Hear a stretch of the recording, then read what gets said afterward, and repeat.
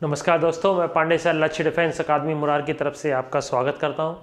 आशा करता हूं बेटा आप सभी अच्छे और ठीक होंगे।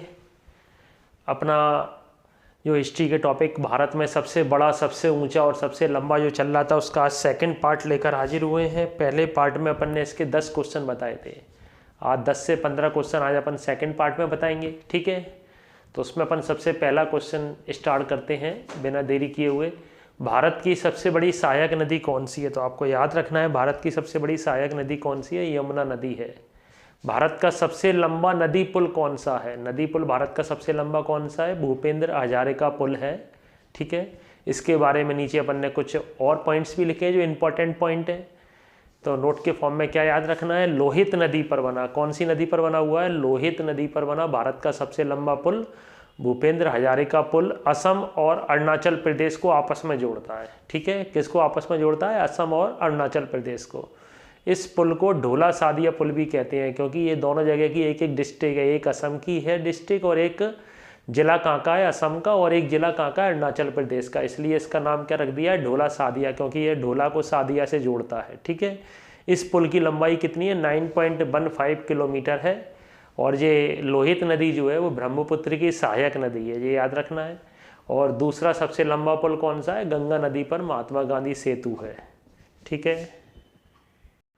भारत की सबसे ऊंची मूर्ति कौन सी है? तो सबसे ऊंची मूर्ति कौन सी है? स्टैचू ऑफ यूनिटी है। ये भारत की नहीं बेटा, विश्व की सबसे ऊंची मूर्ति है।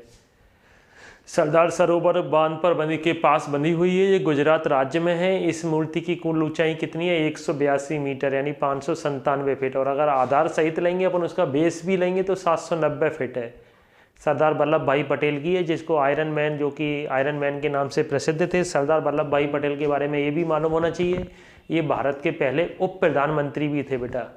सबसे ऊंची मूर्ति है विश्व की। अगला क्वेश्चन है, भारत का सबसे ऊंचा दरवाजा कौन सा है? सबसे ऊंचा दरवाजा कौन सा है? बुलंद दरवाजा। बुलंद दरवाजे का निर्माण अकबर ने गुजरात विजय की याद में 1602 ईस्वी में फतेहपुर सीकरी में करवाया था, ठीक है। नेक्स्ट क्वेश्चन है, भारत में सर्वाधिक वर्षा वाला स्थान कौन सा है? तो कौन सा स्थान है? मासिनराम स्थान है सर्वाधिक वर्षा वाला। मेघालय राज्य में, विश्व में भी सर्वाधिक वर्षा वाला बेटा यही स्थान है। और मासिनराम मेघालय के पूर्व खासी हिल्स पहाड़ी जिले पर, एक पहाड़ी का नाम है खासी हिल्स पर, ठीक है। भारत की सबसे ऊंची पर्वत चोटी कौन सी है? भारत की सबसे ऊंची पर्वत चोटी है केटू गाडवेन आस्टिन, या गाडवेन आस्टिन बोल लो, दूसरा नाम केटू भी है। सबसे ऊंची भारत की पर्वत चोटी है। इसकी ऊंचाई 8611 मीटर है, ठीक है। ये किस में है? पीओके में स्थित है, पाक अधिकृत कश्मीर में स्थित है ये। और अगर पूछा जाए विशुद्ध भारत की यानी प्योर भारत की सबसे ऊंची चोटी कौन सी है? तो कंचनजंगा है, जो कि सिक्किम राज्य में है। इसकी ऊंचाई कितनी है? 8586 मीटर। भारत का सबसे बड़ा रेगिस्तान कौन सा है? थार रेगिस्तान है। सबसे बड़ा रेगिस्तान थार रेगिस्तान कहाँ है बेटा? राजस्थान में स्थित है। और विश्व का सबसे बड़ा रेगिस्तान कौन सा है? सहारा रेगिस्तान है। भारत में सबसे बड़ा पशुओं का मेला कहाँ लगता है? सोनपुर बिहार में लगता है। ये भारत ही नहीं, एशिया में भी पशुओं का सबसे बड़ा मेला है। नेक्स्ट क्वेश्चन है, भारत का सबसे बड़ा गुफा मंदिर कौन सा है? तो भारत का सबसे बड़ा गुफा मंदिर कौन सा बेटा? कैलाश मंदिर है, जो कहाँ स्थित है? एलोरा में स्थित है ना। इस मंदिर का निर्माण राष्ट्रकूट शासकों ने कराया था। एलोरा महाराष्ट्र में स्थित है।